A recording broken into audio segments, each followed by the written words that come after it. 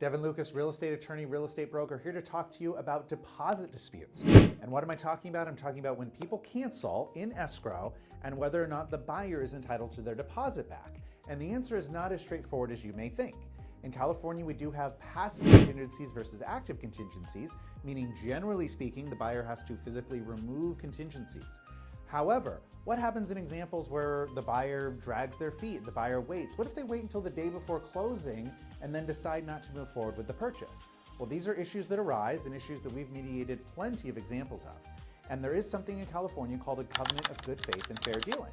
So even though the California real estate contract may say you're supposed to get your deposit back if you haven't removed contingencies, if there's bad faith involved in the performance of that contract, your deposit could be at risk. Also, most important thing to keep in mind is that once a deposit goes into escrow, it only comes out one of two ways. That's either a signed agreement by all the parties or a court order. So even though the contract may be 100% in your favor, it doesn't matter.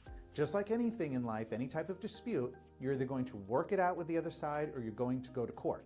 If you go to the escrow company and say, hey, I know I'm right, give me my deposit back, they're gonna say, I appreciate that. Please give me a signed document by all the parties or a court order. So, very important that you understand the rules, talk to someone that's experienced and knows what they're doing when you get into the most expensive transaction of your life. Devin Lucas, real estate attorney, real estate broker, thank you.